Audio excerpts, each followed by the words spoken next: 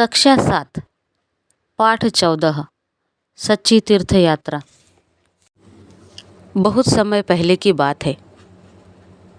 रूस के एक गांव में अल्टर और जिब्रान नाम के दो व्यक्ति रहते थे। दोनों घनिष्ठ मित्र थे। अल्टर धनवान था, परंतु जिब्रान उसकी तरह संपन्न नहीं था। वह मधुमक्खियों को पालकर अपने परिवार का जीवन निर्वाह करता था। उसका स्वभाव बहुत अच्छा था। वह सबके साथ मिलजुल कर रहता था। दोनों मित्र यरूशलेम जाना चाहते थे। कई बार जाने का कार्यक्रम बनाया गया, लेकिन किसी न किसी वजह से अल्टर को कार्यक्रम स्थगित करना पड़ता था। इस प्रकार कई वर्ष बीत गए। आखिरकार एक बार दोनों ने दिन निश्चित किया और यात्रा पर निकल पड़े। यात्रा पर जाते समय अल्टर ने अपने साथ बहुत सारा धन ले लिया, परंतु जिब्रान ने उतना ही धन ले जाना उचित समझा जितना यात्रा के लिए आवश्यक था। यात्रा पर जाने से पहले अल्टर ने अपने पुत्र को प्रत्येक कार्य के लिए निश्चित आदेश दिए, जबकि जिब्रान ने घर के मामलों की ओर कोई ध्यान नहीं दिया। वह निश्चिंत होकर तीर्थ यात्रा के लिए चल पड़ा। अल्टर के मन में शांति न थी। उसे अपने व्यवसाय और घर की चिंता खाए जा रही थी। इसी चिंता को मन में लिए वह घर से चल पड़ा। तीर्थ यात्रा भी उसके लिए एक कार्य ही था। चलते चलते दोनों एक गांव में पहुंचे। उस गांव में अनावृष्टि से त्राही त्राही मची हुई थी। लोग भूख से मर रहे थे। रात बिताने के लिए दोनों मित्रों को कोई उचित जगह नहीं मिली, तो वे पास ही एक झोपड़ी की ओर चल दिए। उन्होंने झोपड़ी का द्वार खटखटाया, पर किसी ने द्वार नहीं खोला। झोपड़ी के अंदर से कराहने की आवाज़ें आ रही थी। जिब्रान ने आगे बढ़कर द्वार को धकेला, तो वह खुल गया। झोपड़ी के अंदर का दृश्य रोंगटे खड़े कर देने वाला था। उसके अंदर दुर्गंध फैली हुई थी। एक स्त्री भूमि पर मरणासन्न पड़ी थी। उन्हें देखकर वह स्त्री बोली, आप कौन हैं? क्या चाहते हैं? हमारे यहाँ कुछ भी नहीं है। तभी एक बच्चा आया और बोल उठा, बाबा, हम भूखे हैं, हमें कुछ खाने को दो। एक व्यक्ति लड़खड़ाता हुआ आया और गिर पड़ा। वह बोला, हम भूख और रोग से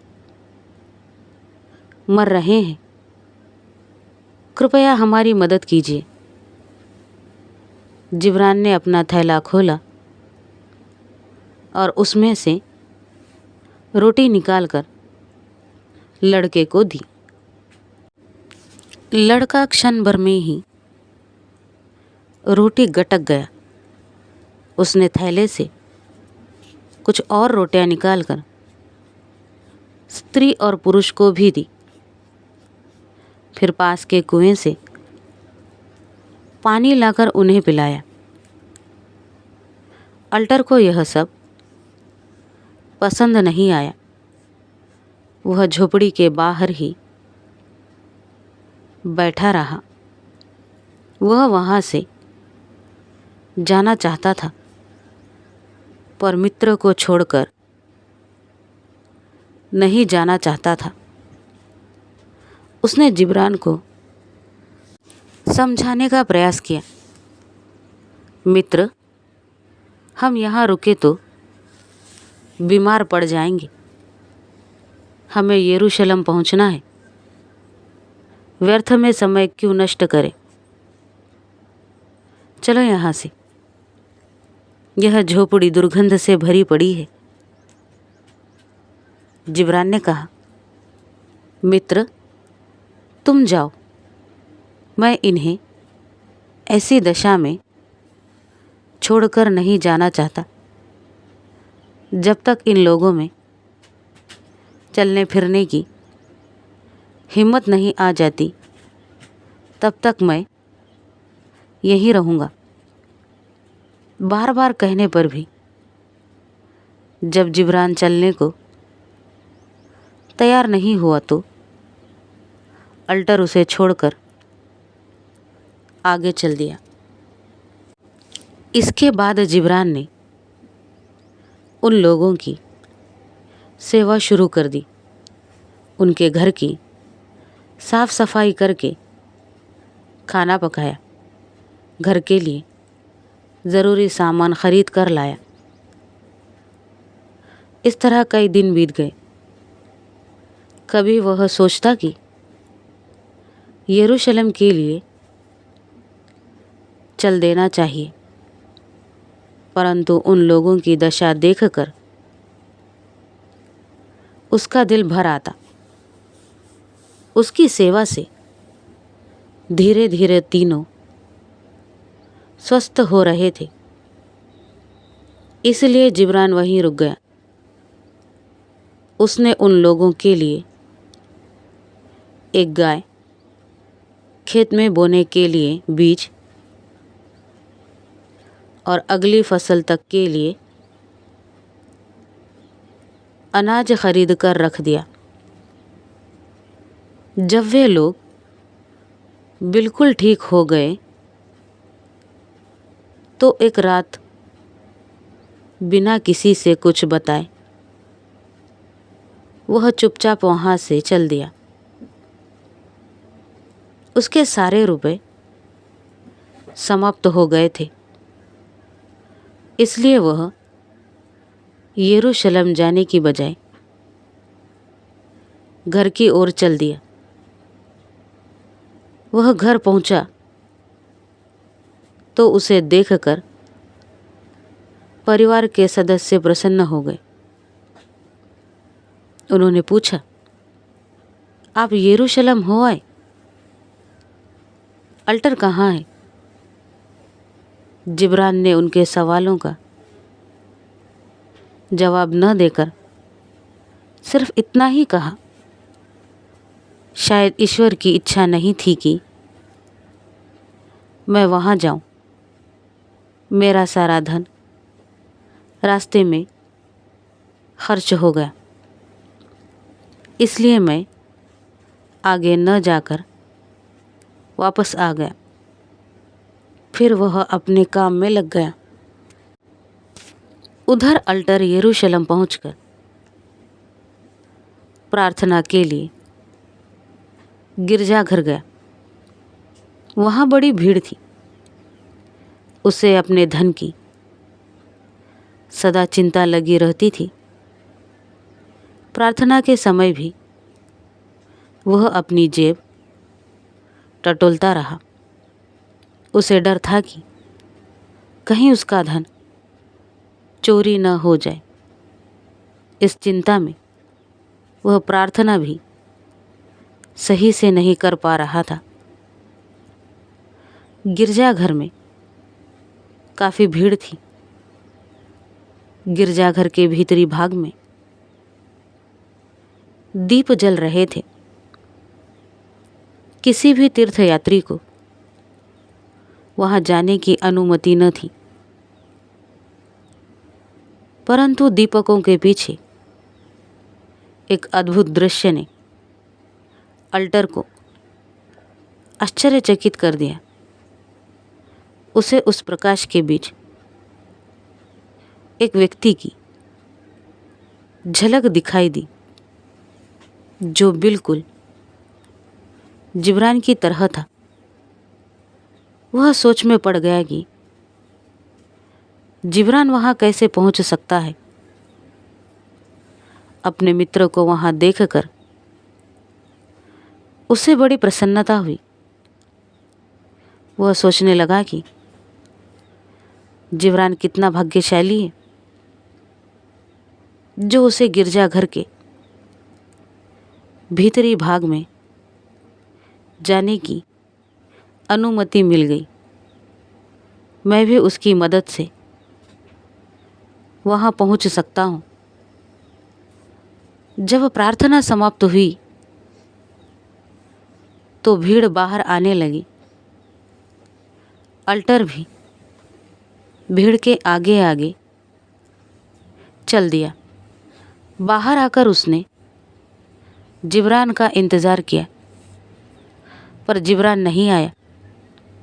दूसरे और तीसरे दिन भी यही हुआ। इस घटना से अल्टर बहुत हैरान था। उसे कुछ समझ में नहीं आ रहा था। चौथे दिन अल्टर घर की ओर चल दिया। रास्ते में वह उसी गांव में पहुंचा जहां जिब्रान झोपड़ी में मरनासन्न लोगों की मदद के लिए रुका था। उसने उस झोपड़ी के द्वार पर दस्तक दी। बुढ़िया ने दरवाज़ा खोला और स्वागत करते हुए बोली, आइए हमारे साथ ठहरिए और भोजन कीजिए। हम सदा यहाँ आने वालों की मदद करते हैं। हमारा जीवन एक यात्री के कारण बचा है। तब से हमने अपने जीवन का रंग ढंग बदल दिया। अल्टर समझ गया कि वह बूढ़ी महिला किसकी बात कर रही है। जब अल्टर ने जानना चाहा कि जिब्रान कहाँ है, तो उसने कहा, वह देवदूत बिना बताए आया और बिना बताए चला गया। परमात्मा उसका भला करे। बूढ़ी स्त्री ने अल्टर को भोजन करवाया और सोने के लिए स्थान दिया। अल्टर विश्राम के लिए लेटा, पर उसे नींद नहीं आई।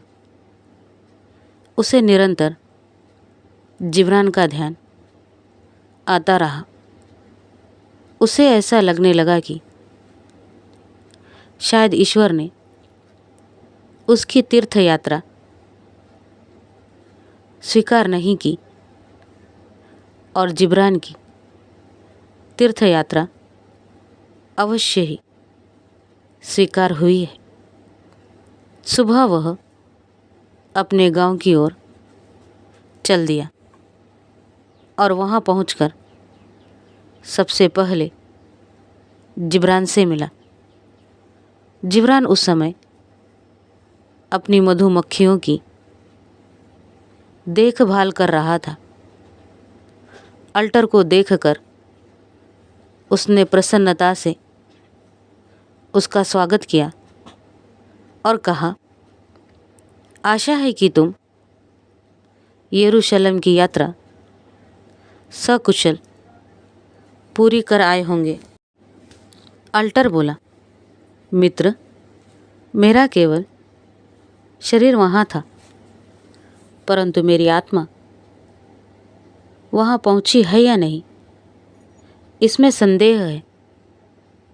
मुझे पूर्ण विश्वास है कि तुम्हारी आत्मा अवश्य वहाँ पहुँची है।